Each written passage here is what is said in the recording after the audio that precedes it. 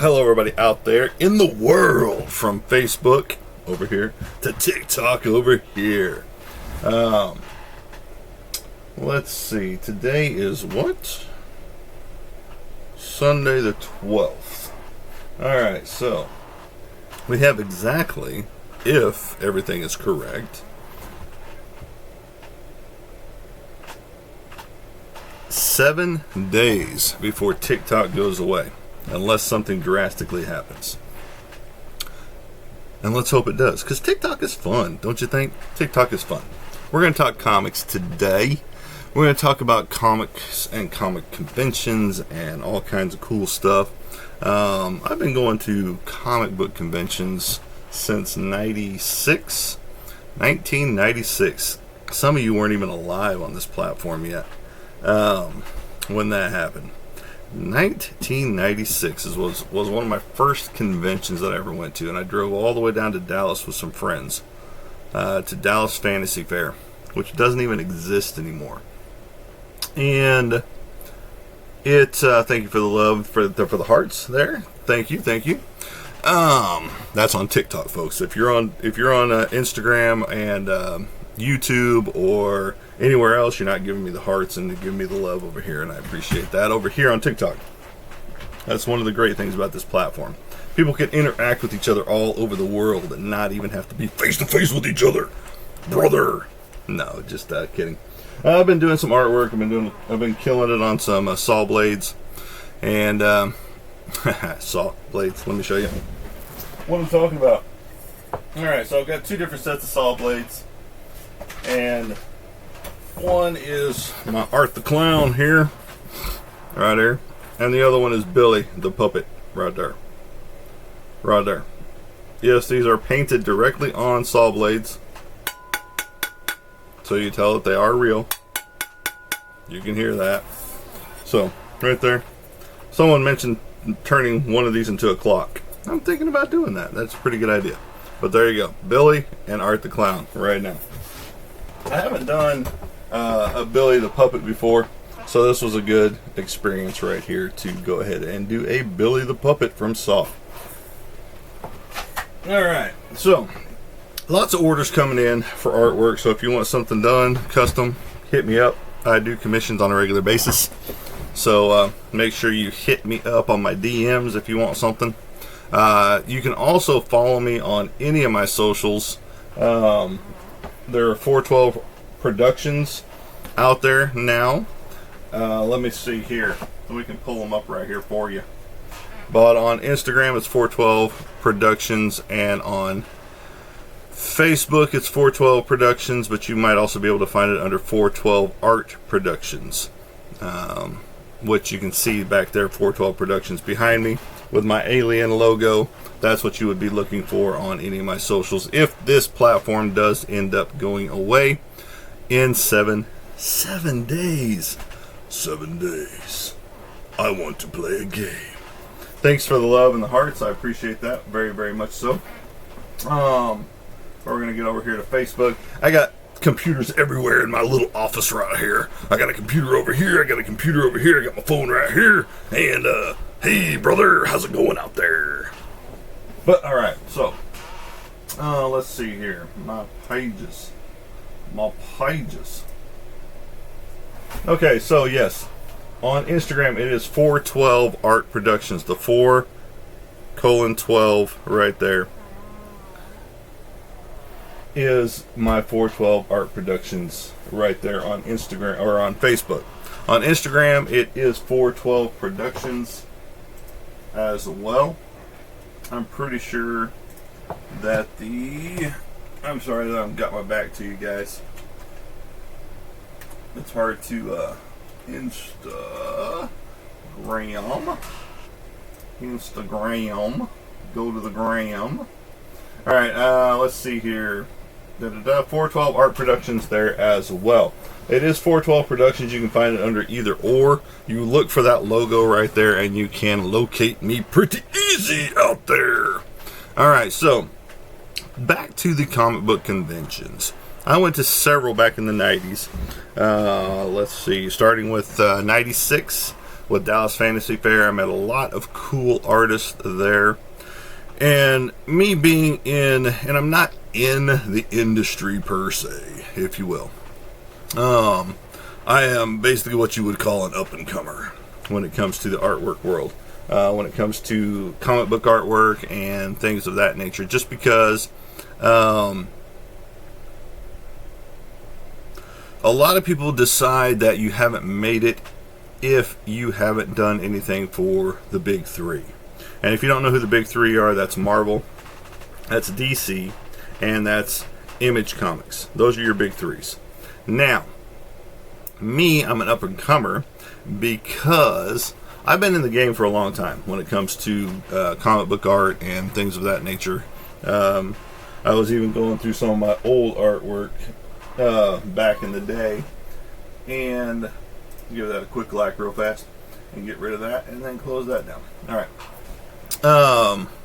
Back in the day,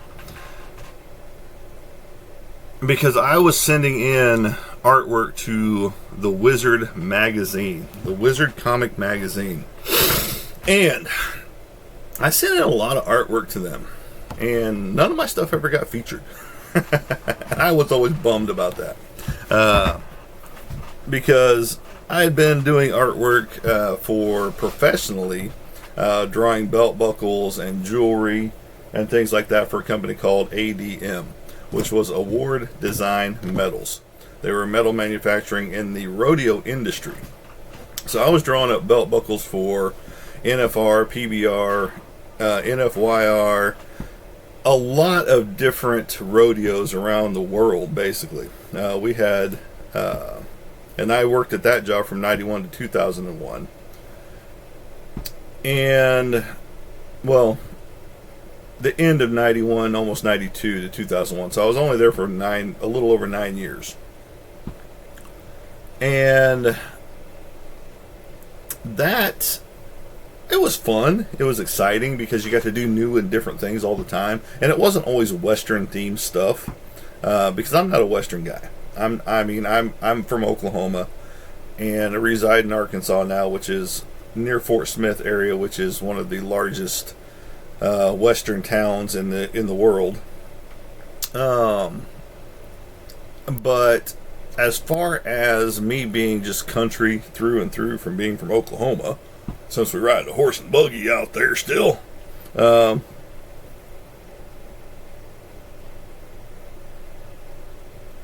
would I follow the Cowboys if they were all little kids? Dallas Cowboys is my team. I'm sorry, Joe. You can try and badmouth the Dallas Cowboys all you want to. My team through and through. I have a whole room dedicated to Dallas Cowboys in my house. So, you know, all of you guys that hate on the Dallas Cowboys, you talk about the Dallas Cowboys more than most of the hardcore fans do. So you keep the Dallas Cowboys in your mouth. Good job, Joe. Sorry, there's a guy on TikTok trying to start some crap about Dallas Cowboys, you know. But that's okay. Everybody has their opinion, and we know how that goes. So, the structure in the industry is, if you know, and back to the place that I was before I was interrupted by that comment from Joe. Oh, I'm sorry. I'm sorry you're an Eagles fan. That's even worse. Oh, but you gotta love Eagles fans. They're always on Dallas Cowboy pages. Doesn't matter.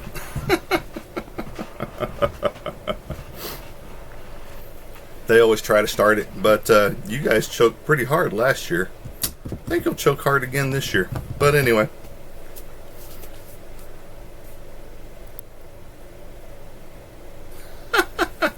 Joe, you can say it right here.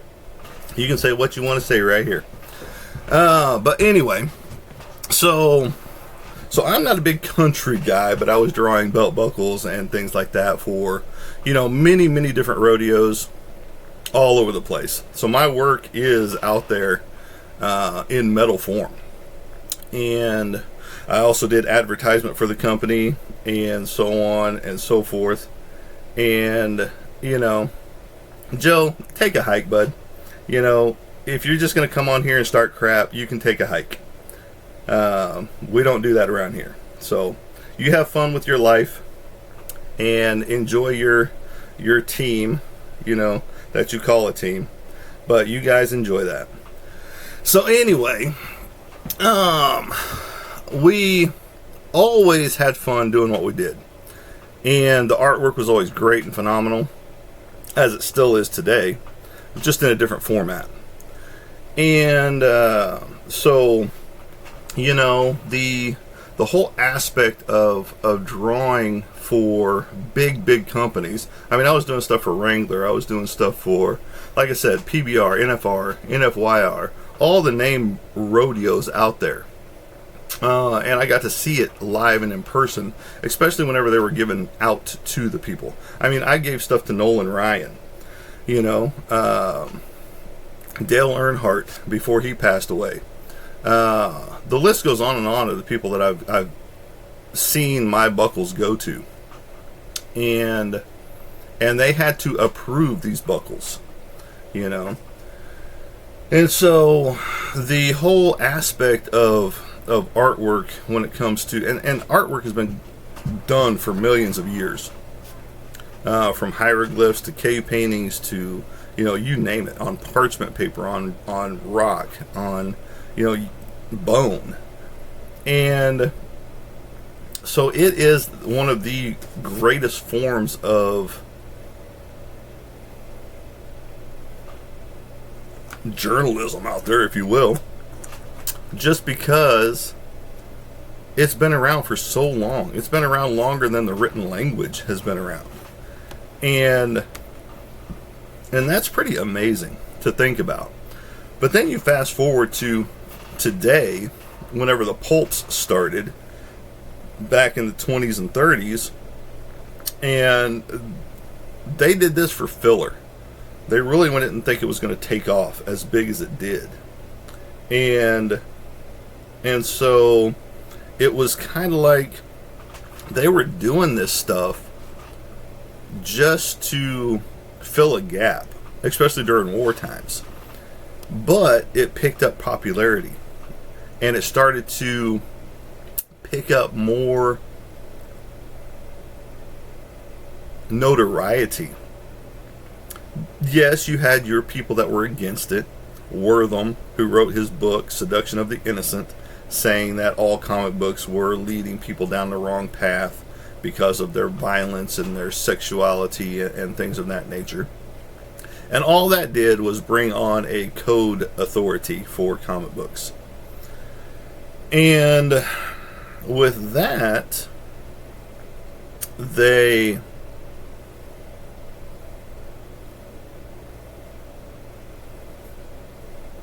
basically had to change how the comic books were done.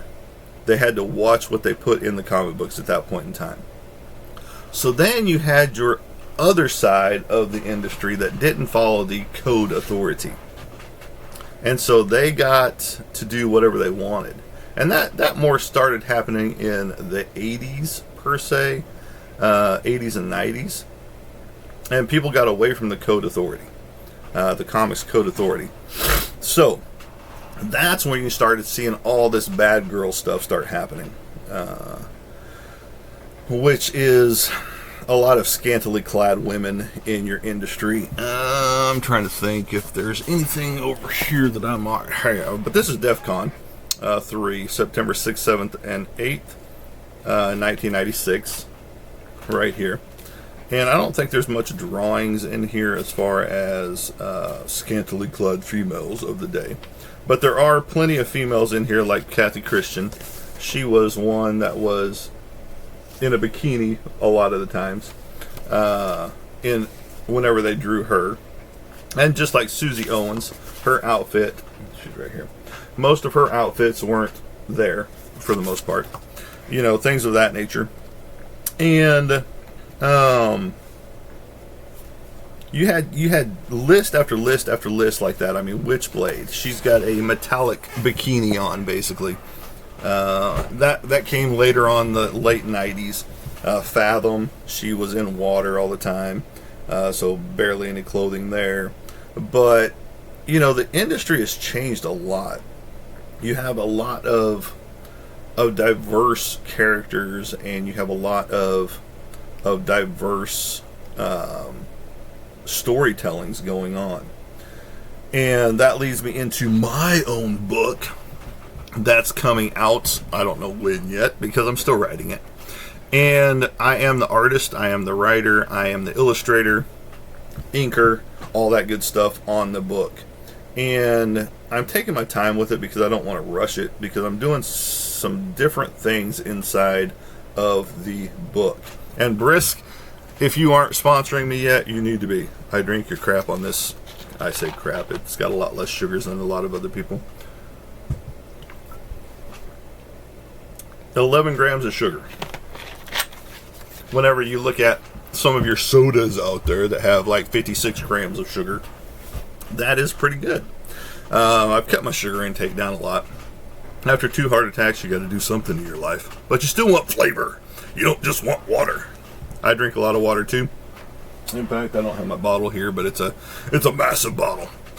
And so whenever I started going to comic book conventions and seeing what I could potentially be doing for my own self,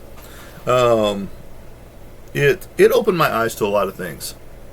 Just to listen to these guys talk about their passion in the industry, and it's not just the artist, it's the writer themselves that are tackling, like 5 projects all at once, and they are like focused in on each one, but yet they're writing them all at the same time.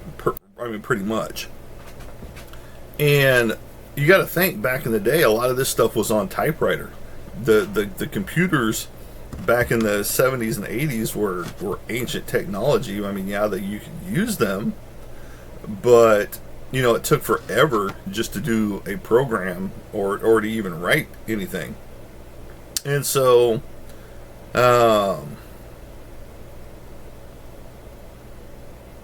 but then introduce regular computers, and boom, you've got a gold mine for writers. And now you get a lot of writing happening by AI, artificial intelligence, which us in the art industry, including writers, don't really like. And you can tell when it's been AI written or AI drawn. Just look for the fingers and certain poses and highlights areas, because generally they have more fingers on one hand than they're supposed to. You end up with 6 fingers or more on AI generated artwork, which kind of sucks for the person basically telling the program, hey, this is what I want, and you draw it for me. That's why we, natural artists that still use, pens and pencils and markers and everything else, we get offended by the so-called artists that throw out all this AI stuff, because that's not true art.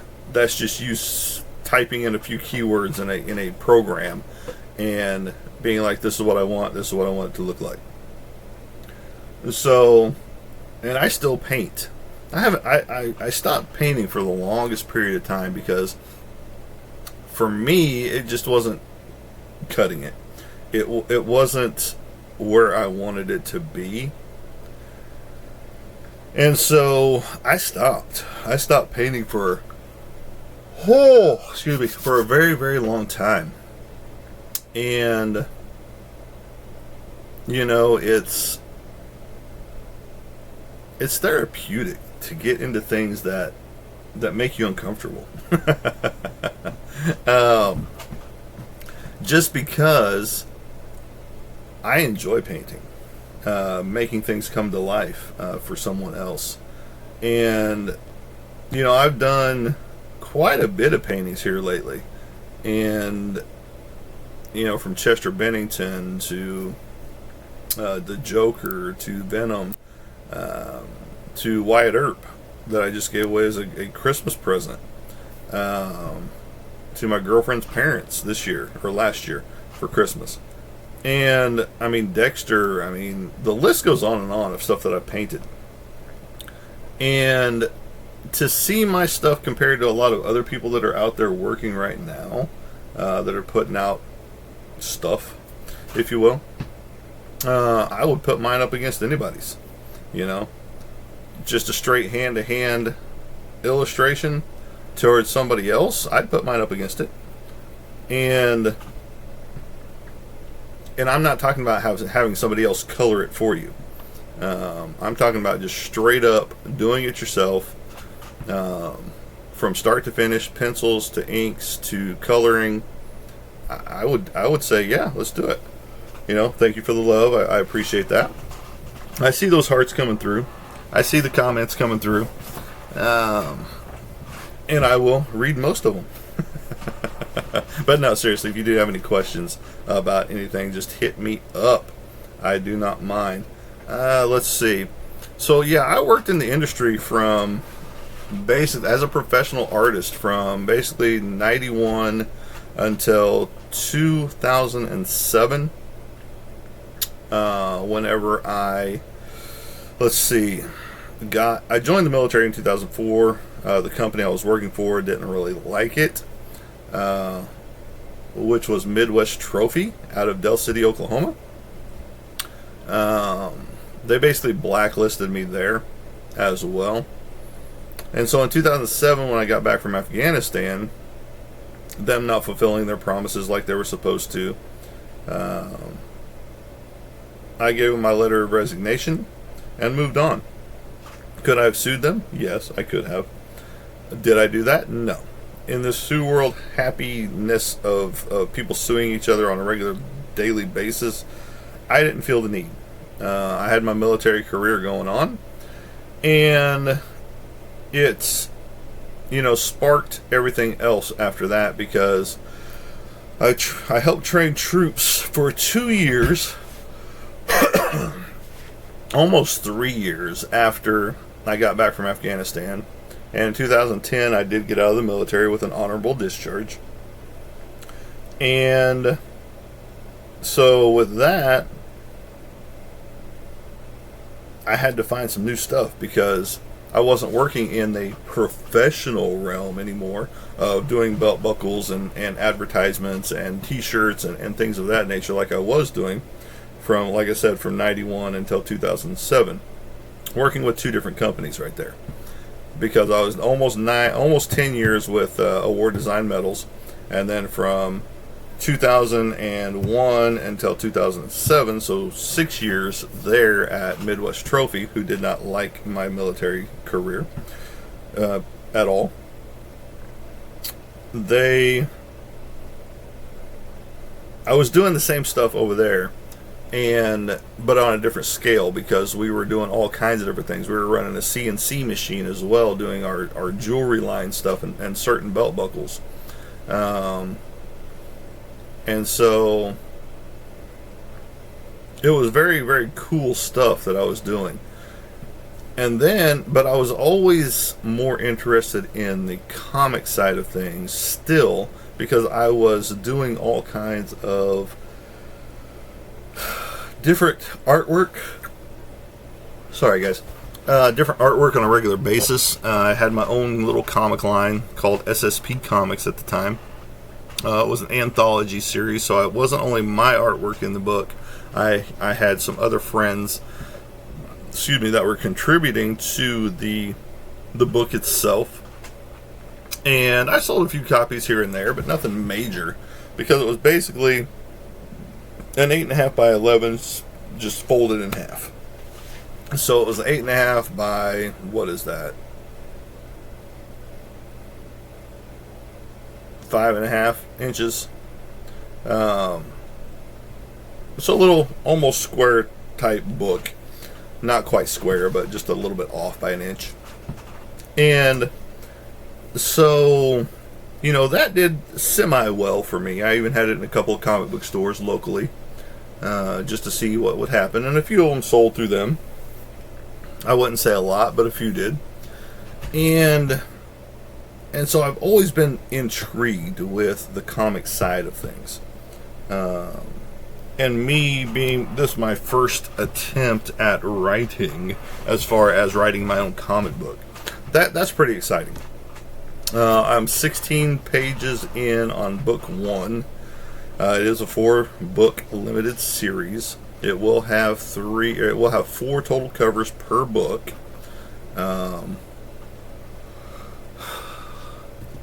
So 16 sorry guys, 16 total comic covers for this, and then we will do a graphic novel which combines all the books in one, plus all the covers, plus any splash or specialty pages that get added into this graphic novel. Just because I think it's exciting for people to get the whole book in one.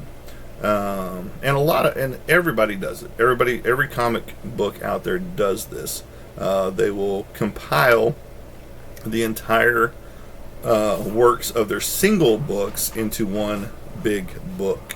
Kind of like my ginormous book from Wendy and Richard Penny for all the covers for their ElfQuest series from 78 to 2000 or 20. Let's see, 2022 or 23, somewhere in that range, which is a massive, massive book, and they give a little synopsis for each cover that they did. And they bounced around from company to company for a long time, from Warp Graphics to Marvel Comics. I mean, the list goes on and on. Dark Horse seems to be their favorite place to land. But the book is literally about this thick. As I'm looking at it right there, it is literally about that thick. And you know, they've had a great run with ElfQuest, and these guys aren't spring chickens, but yet they continue to put out their characters. And I was a huge fan of ElfQuest, and that was even one of my oh good lord, sorry folks, that was even one of my nicknames whenever I was running with a gang, if you will, with my cousin and one of his friends. So there was 3 of us, and I was called Cutter because I was good with knives and things like that. But it was also the head elf of ElfQuest in their clan. And so, Brisk, you still got to sponsor me, bud. You still got to sponsor me, guys. Come on, guys, gals. And he was the head honcho. I was not the head honcho, but that was just my moniker that I picked up. I even made his sword that he used in the comic. I made it in art class. It wasn't that great. I still got an A on it, but it wasn't great at all. As I look back at it now, as it's in my drawer on my nightstand, but I still got an A on that project, so that was pretty cool. Art was always my big A maker in school. I didn't get so much A's in all my other classes, but that one I did. So that was fun. So the comic industry today, it's so, as we were talking about it on a podcast, In Your Face podcast with King Daniel. He interviewed me, and I'm trying to get some more people on his show, artist wise. They haven't got back to me yet, but hopefully they hit him up or hit me up and be like, yeah, let's do this, because he wants to do a round robin kind of session where he's got several artists on at the same time. But we talked about the state of the comic industry today and how political it is, and how politically correct they try to be in the comics. Whereas before, you didn't have a lot of the stuff that you had in comics that you do now. And I'm talking about from, let's just say, 1938 to early 2000s, whenever everything started to change in the industry. And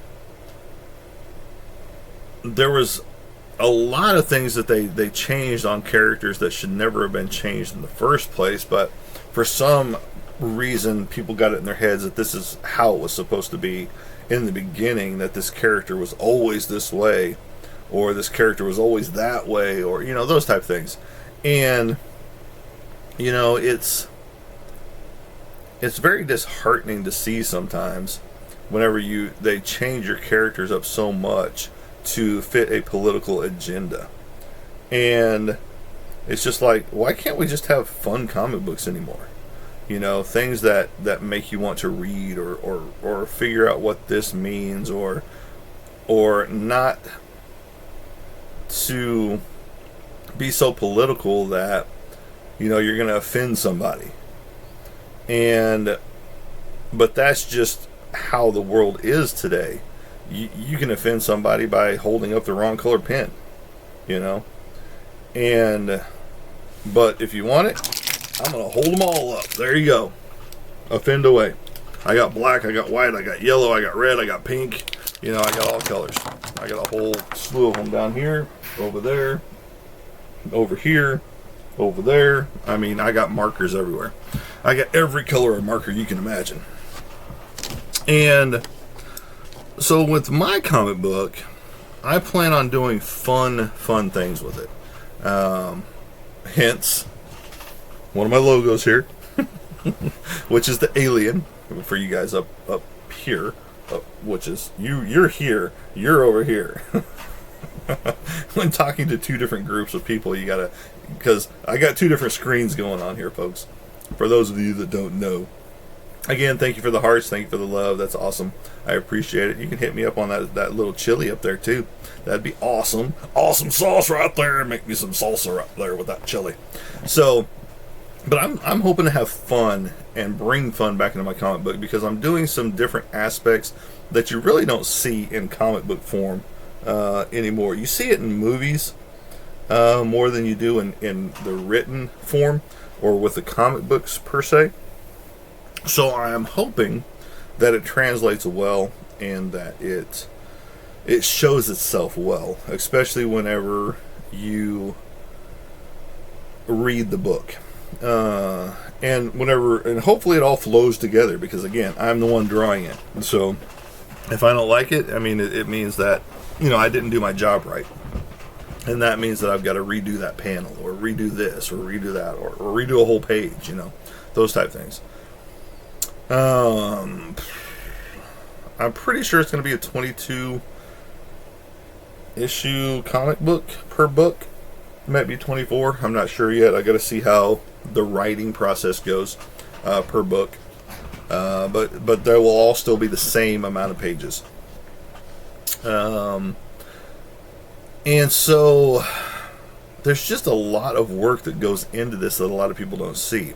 Now you get the artists that create a book, and then they have somebody else come in and write the book. They have somebody else come in and do the artwork on the book, and all they do is claim the book as their own and claim a cover spot for themselves. I see that a lot. And there's nothing wrong with that, because if you're so busy doing other things, like artwork, like I am, I'm doing a lot of artwork right here at the beginning of the year, and it's more than I've done in the past couple of years, which is awesome, and I love it, and I want more. Bring on more. And which means, though, while I'm doing more artwork for other people, I'm not doing my own work. Meaning I'm not writing in my comic. I'm not doing covers for my comic right now. I'm not starting pages. And my thought pattern and also on that too is that it's a great problem to have more work than you being able to work on your own project. Dan and Dave Kemp out there for the Kemp Studios, I think they're in California, and I hope you guys are okay out there. I think you're in California with all the wildfires and crap going on out there. I could be totally wrong. They could not be in California. But Dave and Dan Kemp out there, I was talking to Dan Kemp, or Dave. It's hard to distinguish the two because I've talked to them both. But he did the colors on my first comic book cover that I did in 2023 and late 2023 for Psycho Sound number 3, a William Russell project. And after that, we got to talking because I am going to use their studio for certain things coming down the pike. Now, we've already talked about that. We talked about chasing comic book covers because I was trying to get on so many comic book covers to get my name out there that I was just chasing to chase. I would see so many artists get their works published, and it was just like, I can do something better than that. I can draw up something better than that. I can do something better than that. But I'm not one that's got people knocking down my doors when it comes to the industry side of things. Even though they've seen my artwork, even though they've commented on my artwork in good ways, even some smaller publishers was like, yeah, we would love to work with you, but then nothing ever happens of it. I don't know if they put me on the back burner or throw my card away or whatever, but and they see me on socials because I post on a regular basis, but yet they do not contact me for doing any work, even though I'm pumping out the artwork on a regular basis. I've got so many books of portfolios back here that have a ton of original artwork, so if you want some original artwork, hit me up, find out what I've got, and we can go from there. I'm looking to offload a lot of my originals that I've got right now, is what I'm saying. So, but yeah, now I've got tons of artwork just lying around. I've sold a lot of original artwork from the portfolios themselves, but I'm looking to sell as much as possible so that I can start putting new stuff inside of the portfolios. And it's just always fun to go to comic book conventions and see what other people are doing. Now, this year in 2025, I've already told all of my followers and fans and family and friends and stuff like that I'm not doing any conventions in 2025. 2025 is my rebuild year for 412 Productions. Oh, sorry folks. It's still early. I've been up since 1 a.m. Yes.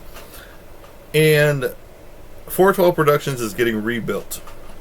All of my prints are getting redone. I'm going to be offering canvas prints, so you have something that's more substantial to be on your wall instead of just a piece of paper in a frame. I'm also still going to be offering the 11x17s as far as print size goes, because I've talked to several people in the industry as well, friends, that I ask a main question to: what is your favorite go-to size, and what do people buy the most? And I also talk to the fans and friends out there as well to see what best suits them, because not everybody wants a huge picture like a mini poster. I used to do the 13x19 mini posters, but and those sold good, as well as the 11x17s that I had as well. But I think more 11x17s were sold than 13x19 mini posters. And then I talked to the other people, the friends, and the other artists out there, and they seem to think that 11 by 17 is the better size. Now, you got some that say 11 by 14 is a better size, but not very many. Everybody else is on the 11 by 17 bandwagon. So that's probably where I'm going to stick to, is 11 by 17. So you still get a substantial piece of artwork at a great price, but you also have the option to get something cool like a canvas print. And that comes from a friend of mine, Rasmussen, who has been doing it for years. He does airbrush artwork, and he's a phenomenal at it. And with that, he's been selling, canvas prints of his work as well. He only brings X amount to the show to show what he can do. And is that? I don't know what that is.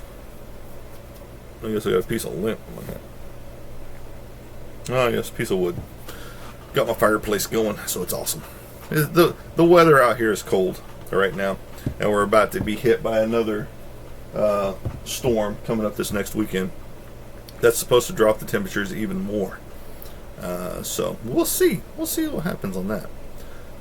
But yeah, no, the comic industry has changed a lot. It seems to be a lot more serious when it comes to their comic books.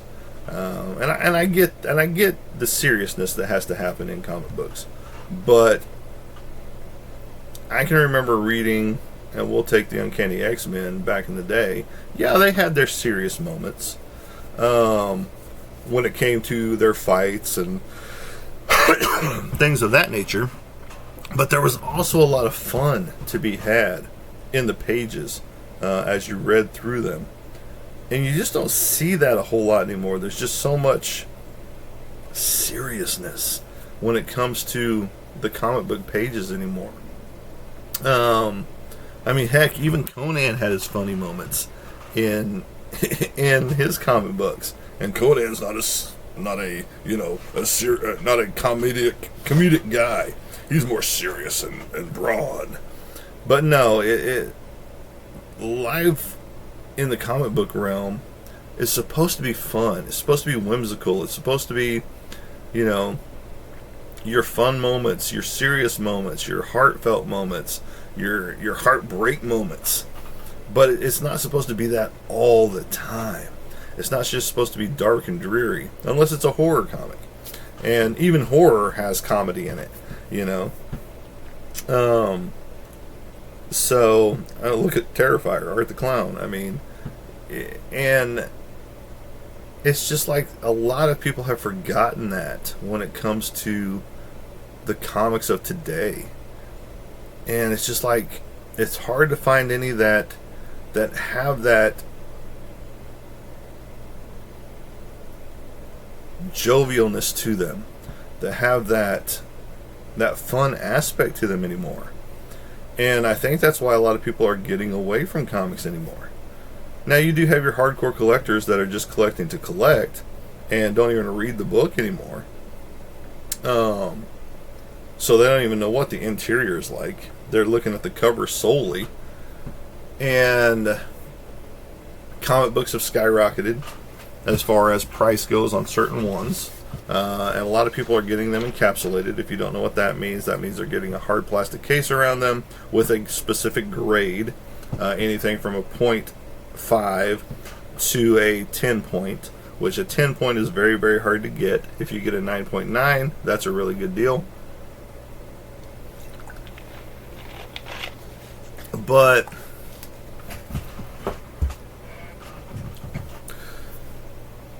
it's time to bring fun back into comics.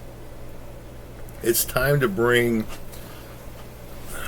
that youthful feeling back into comics. And I'm hoping to do that with mine. I have not revealed the name. Not just yet, because I'm still tweaking some things on it. There's two different directions I want to go with this comic book. And I have to get the name just right. So, with that, I've got the main title done. It's just there's a little tweak that I want to add to it. And it's just kind of like with my logo that you see now, the 412 Productions, which I've got two different logos that I use and I will be using. One's an alarm clock, which you do not see here on TikTok, but you guys do see up here on Facebook and YouTube. But 412 Productions, the Art of Monty Anderson, is going to bring fun back to comics again. Going to bring a different element to comics again. Things that you just don't see, things that you don't get to witness or experience on a regular basis. And I'm hoping, again, to just bring fun and life back into comic books. And, you know, if it bombs, it bombs. At least I say I did it. At least I did it. I know I'm not the greatest or strongest writer out there. I've even thought about having somebody else come in and write the book. But I know that if I did that, it takes away from what I am trying to achieve. I've even thought about having somebody come in and write one aspect of the book. And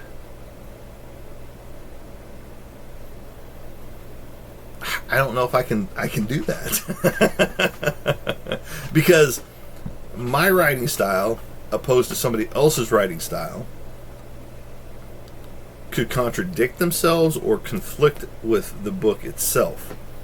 And I don't want that to happen. But there is that possibility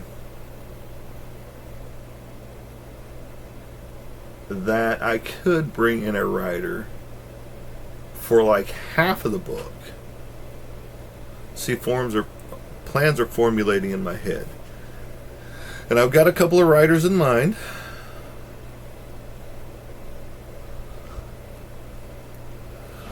I gotta write this down. Or I will forget it. Possible ghostwriter for half of one book. And I could do that for two, because I know several people that are writers that would probably be interested in doing that. So see how plans formulate. You just start talking about them, start talking about different things, and then boom, something else comes along, and you're off on another branch of your tree for how your book is going to evolve. But on that same note, if I do that, then who's to say that the continuity and the flow is where it needs to be, you know, throughout the whole book. But you never know. It could work out fine, and it could bomb 100%. I might not like it, period. And it's just something you got to try, something you got to try to achieve for that as well. I'm getting ready to do a new intro video as well. I don't know if it'll portray over here or not, but it will over here on the YouTube channel. I'm going to take and just have the whole 412 Productions in there and none of the other stuff, and take out the wording and all that good stuff in there as well. But yeah, I am trying to, you know, make that genre of comic books more interesting and more fun, and so I'm hoping I can portray that in my own book. Again, I'm not giving away the title, but there is cryptids in there, there's wizards, there's warlocks, there's witches, there's Bigfoots, there's aliens, there's, you know, all your different cryptids out there that you can think of, I hope. And I'm going to have to do a lot of research. I mean, I know quite a few of them. I watch enough shows to know what they are.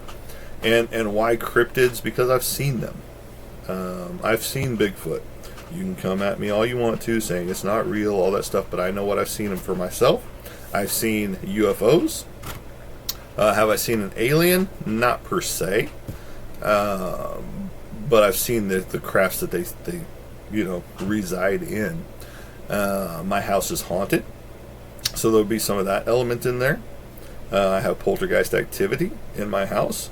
I've even caught orbs on some of my live shows in this very room. I've gotten EVPs in this room. I've gotten, like I said, poltergeist activities where things are banging and trying to knock my door in on either door, my side door, my front door.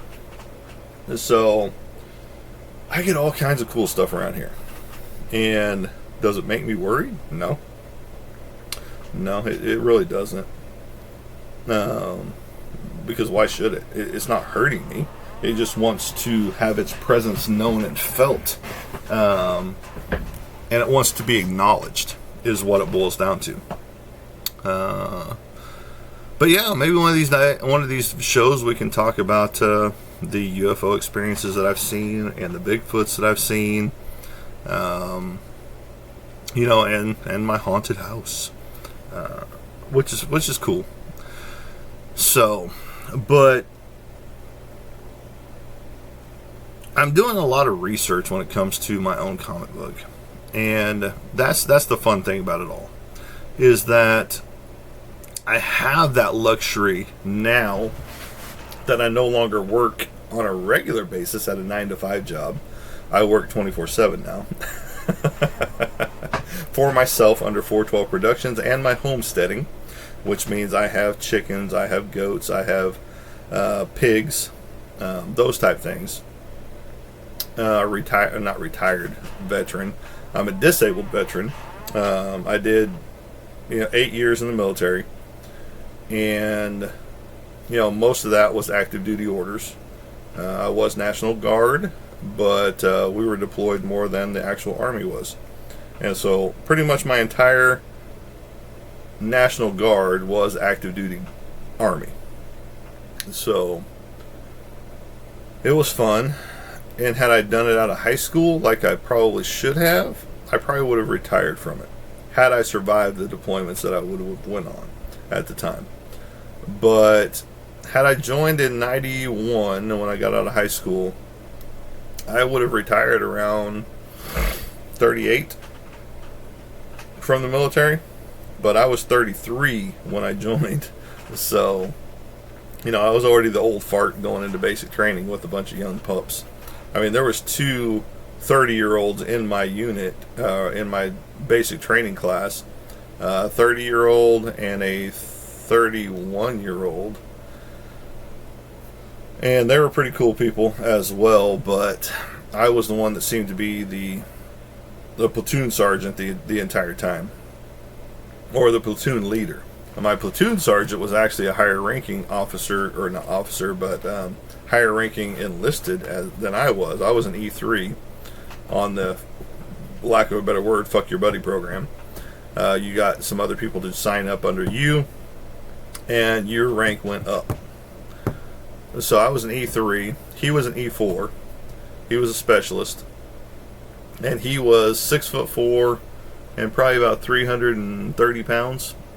He was a volunteer firefighter. He was in the military, and let me just tell you, pugiling against that guy, which is those big cotton swabs, looking things, when you're pummeling each other with those things with your headgear on.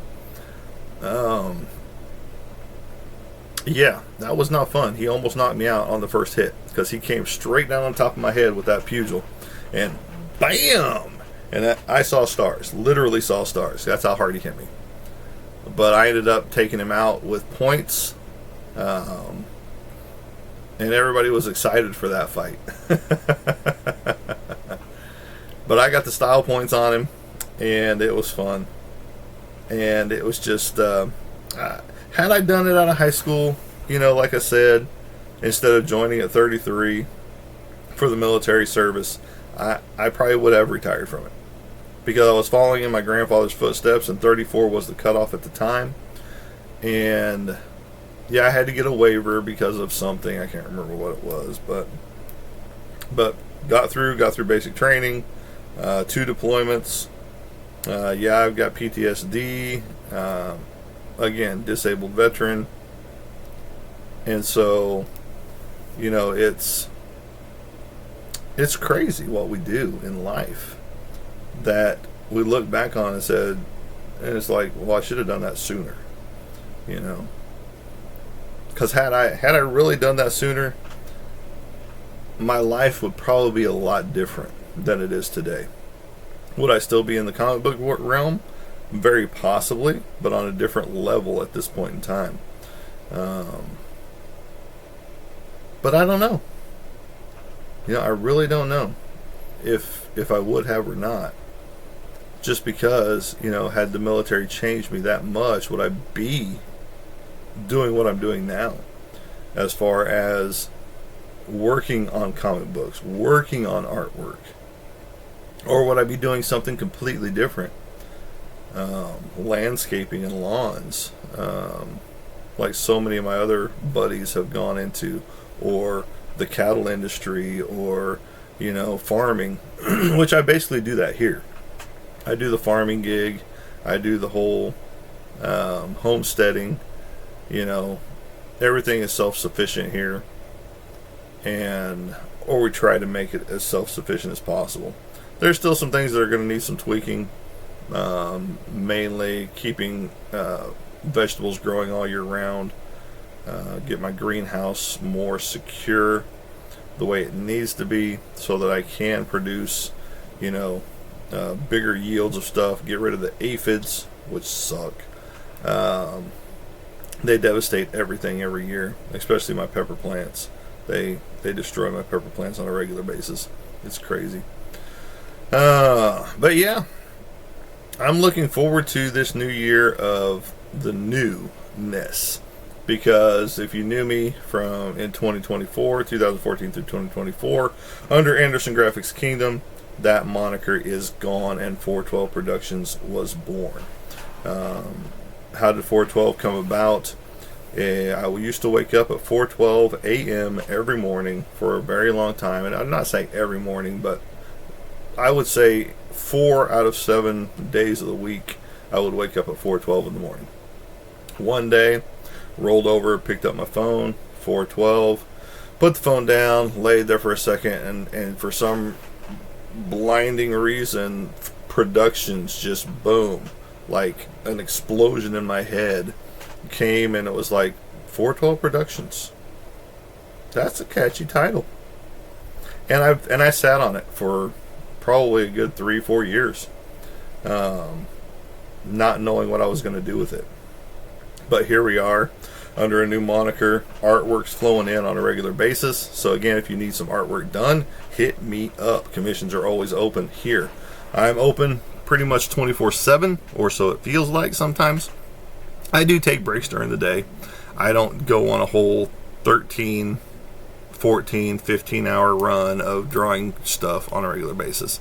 Now sometimes I do, just because if I'm upset, angry, anything like that, I will disappear in my office, and that's all I do is artwork and scroll social media. So I don't know if you guys will be able to see this or not, but this is my latest girl right here. She is my newest Fang. If you knew what this painting was before, it's kind of cool. Because originally, the pig kind of stepped on this a little bit. Originally, there was a big mouth right there of a female vampire's mouth. And it never sold. So, I was like, well, what can I do? So I painted the whole thing black and started working on another female vampire. There's going to be blood on her boobs. There's going to be blood down her chin, on her teeth, all that stuff. So there's going to be lots of blood with her red lips. I've thought about keeping it as the black lips right there with the red going over the top of it. But I'm not sure yet. But I'm kind of digging the black look on the lips. So I might end up leaving the black and then doing the blood on top and coming down her chin and off the lips and off the fangs and then down her breastises. So that will be pretty cool. But I appreciate each and every one of you stopping in, showing me some love by hitting that heart button and flying them hearts to the moon. And you guys will get to see this here in a little bit on YouTube and Facebook. I'm not sure about Instagram. I'm trying to figure that one out still. I can do short clippets over there, but I don't think I can do whole hour-long videos over there yet. But I appreciate each and every one of you stopping in, checking things out here at 412 Productions, the art of Monty Anderson. And hit me up with commissions or anything that you would like to see drawn up. But other than that, as I like to say, as I kick it out of here, is we will catch you on the flip side. Have a great day, everybody.